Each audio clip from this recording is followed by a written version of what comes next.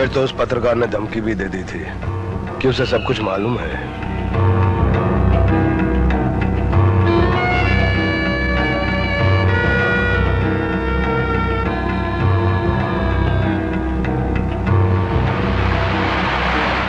बहन का मामला था ना, इसीलिए वो अपने गुस्से को रोक ना सका।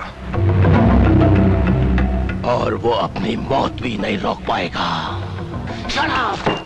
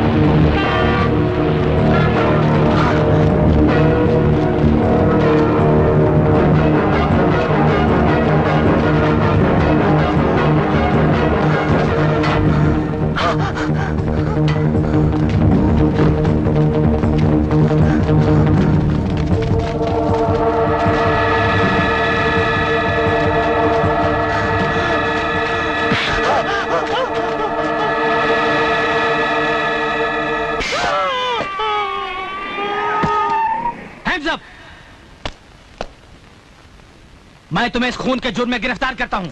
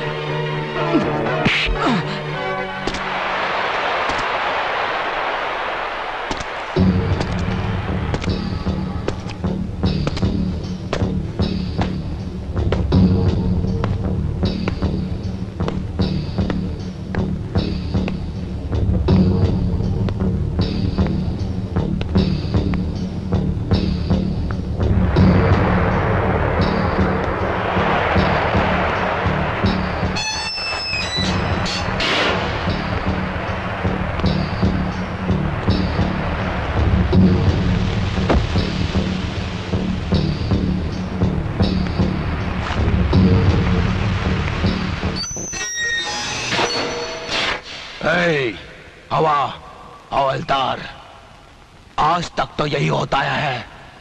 लॉकअप की नकली कुंजी हम जैसे लोग बनवा के रखते हैं और असली कुंजी तुम्हारे पास होती है। लेकिन आज के बाद सब उल्टा होगा, उल्टा। लॉकअप की नकली कुंजी तुम्हारे पास होगी और असली कुंजी मेरे पास होगी।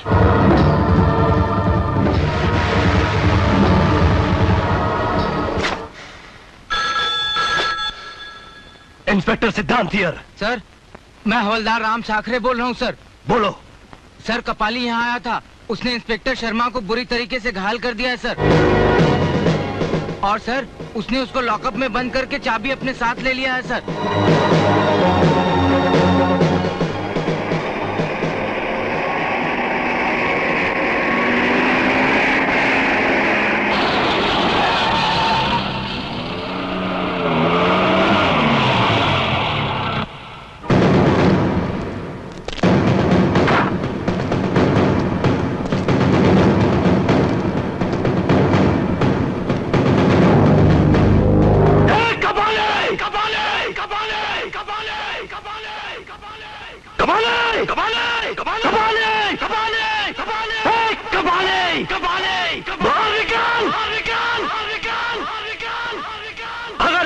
छिपा रहा तो चूहे की मौत मारा जाएगा और अगर बाहर निकल आया तो गीदड़ की मौत।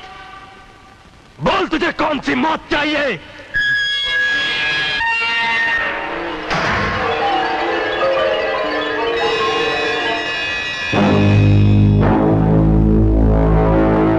कबाली की जान लेना तो यमराज के लिए भी बहुत मुश्किल है इंस्पेक्टर। अगर तेरे में हिम्मत है तो पहले ये लॉकअप की कुंजी उठा करके बता। ये ले।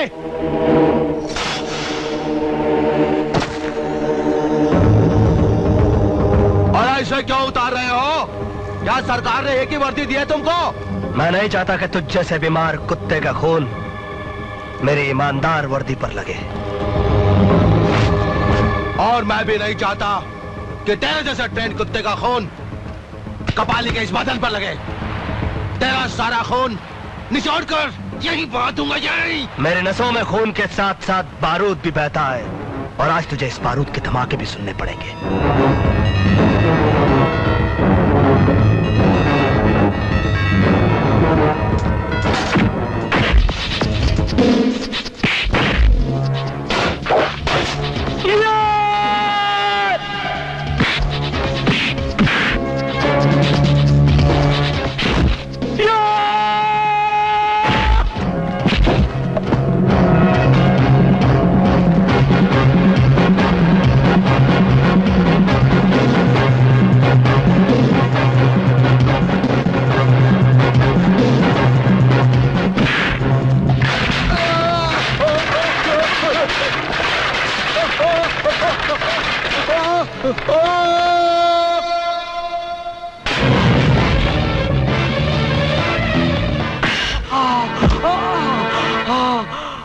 ये वही कपाली है जिसका नाम सुनकर ही आप लोग कांपने लगते थे, मगर गौर से देखिए, आज ये खुद कांपने के लायक नहीं बचा।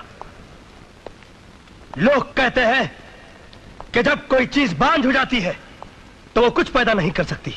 गलत है ये, इसलिए कि जब लोगों की बहादुरी बांझ हो जाती है तभी कपाली जैसे गुंडे पैदा होते हैं।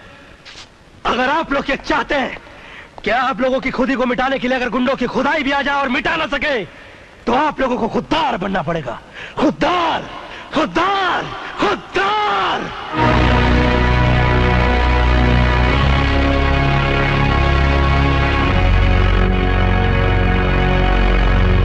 अगर आप लोगों में से हर आदमी खुददार बन जाए तो सिर्फ इस इलाके में क्या, पूरे देश में कपाली जैसे लोग पैदा नहीं होंगे। और अगर हुए भी तो उनका अंजाम इससे भी ज्यादा दर्दनाक और भयानक होगा।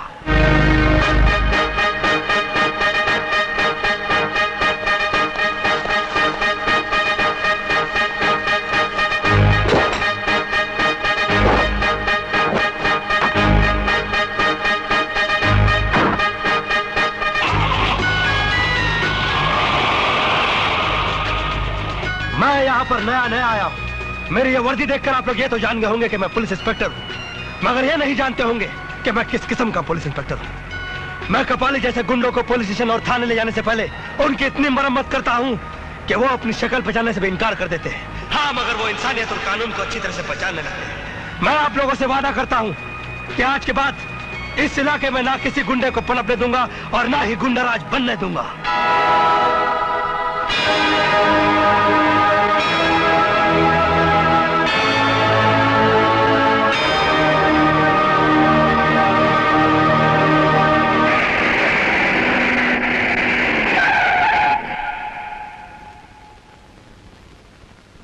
गुस्से में आदमी की जबान और हाथ ज्यादा चलने लगते हैं और आंखें बंद हो जाती हैं। मिस्टर सिद्धांत के साथ शायद यही हुआ।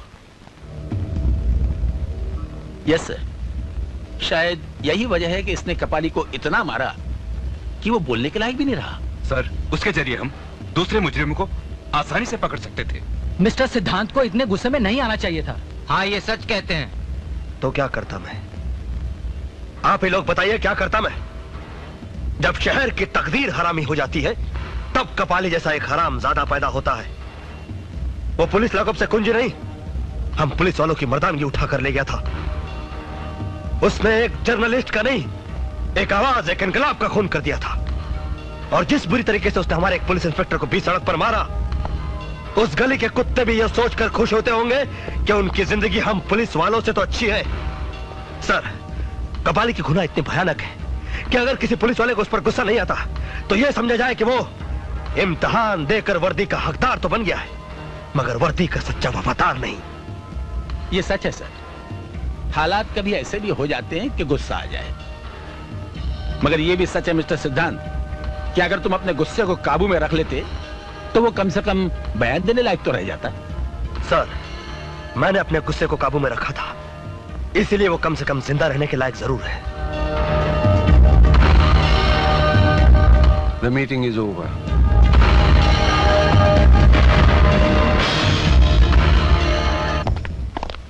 सिद्धांत, उसका जिंदा रहना हमारे लिए बहुत जरूरी है। सर। हॉस्पिटल में कपाली के चारों तरफ और भी सख्त पहरा लगा दो। सर। और हाँ, डॉक्टर से कहना जैसे ही वो होश में आए फौरन तुम्हें फोन करे। Yes sir. Good luck. Sir, college में बहुत बड़ा हंगामा हो गया है।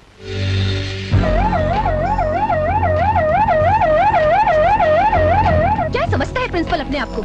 हमारी डिमांड्स की कुछ वैल्यू ही नहीं? देख लेंगे हम सब लोग मिलकर इसको। हम लोगों ने जो सोचा वही हुआ। प्रिंसिपल ने हमारी बात नहीं मानी, मगर हम लोग चुप नहीं रहेंगे। आप लोगों को मालूम है हमारे कॉलेज की फीस बढ़ा दी गई है। इसे कम करने के बारे में हमारी प्रिंसिपल साहब से आधा घंटे बहस हुई, लेकिन वो मानने के लिए तैयार ही नहीं है। कहते हैं वाइस चांसलर से बात करनी होगी। ये सब बहाने हैं। प्रिंसिपल साहब, प्रिंसिपल साहब, मुर्दाबाद मुर्दाबाद कहने से कुछ नहीं होगा। फिर हम कॉलेज में तोड़फोड़ मचा देंगे।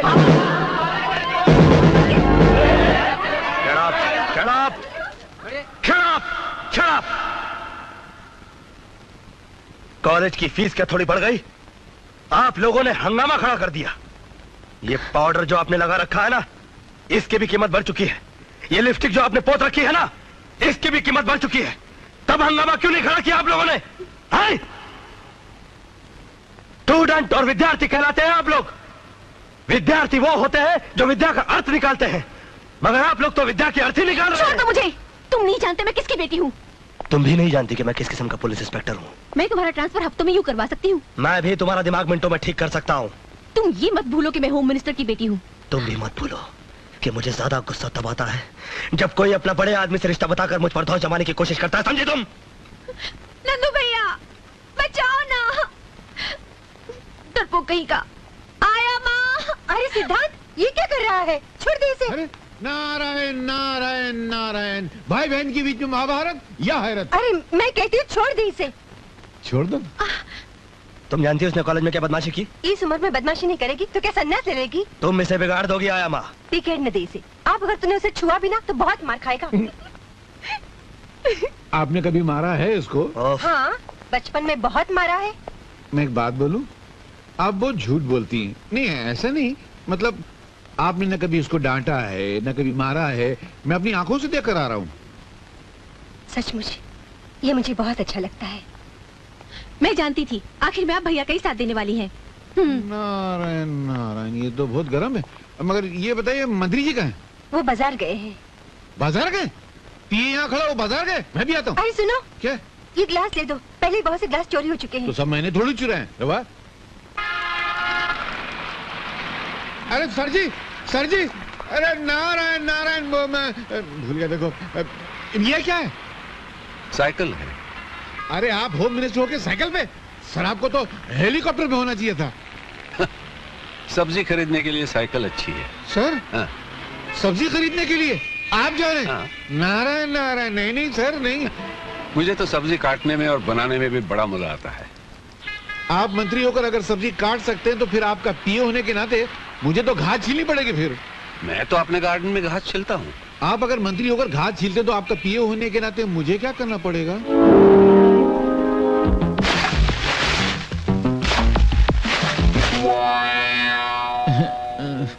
क्या सर, आपका पीए बनने में कितना खुश हुआ था। मैं समझा था कि मैं कैश कमाऊंगा, ऐश में रहूंगा। आपका पीए तो बन गया, मगर लगता है बिना खाए पिए ही मर जाऊंगा। सर थोड़ा कमाना था ना सर। ईमानदारी से जीना सीखो, उससे अगर कुछ बनता नहीं तो बिगड़ता तो नहीं ना। अरे क्या भगवान, मैंने तुझसे कहा था माशूका गद्दार मत देना, मालिक ईमानदार मत देना। तूने दोनों गड़बड़ कर दिया ना। ये क्या मालिक है, एक पैसा कमाने नहीं देता है, देख जेब खाली है। मेरी कहानी फिर से लिखना, मैं आगे मिलता हूँ। अरे मालिक, सर मैं ये कह रहा था कि आजकल के जमाने में इतनी ईमानदारी अच्छी नहीं है, थोड़ी थोड़ी बेईमानी करना चाहिए। मेरे पिताजी ने कहा करते थे कि ईमानदारी वो गंजा सर है जिस पर नोटों के बाल कभी उग ही नहीं सकते। थोड़ी सी बेईमानी की तेल की मालिश करते रहना चाहिए। तो वे करेंगे ना सर, नहीं तो पैसा नहीं मिला, मजा नहीं आएगी। देखो, गलत कमाई करने से कभी कभी सर पे इतने जूते पड़ते हैं कि आदमी सचमुच गंजा हो जाता है। क्या बात करते? हाँ।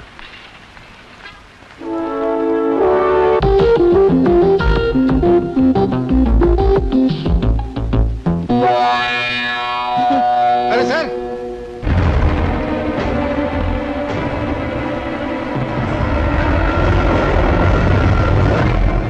ये अच्छा हुआ कि कपाली को अब तक होश नहीं आया।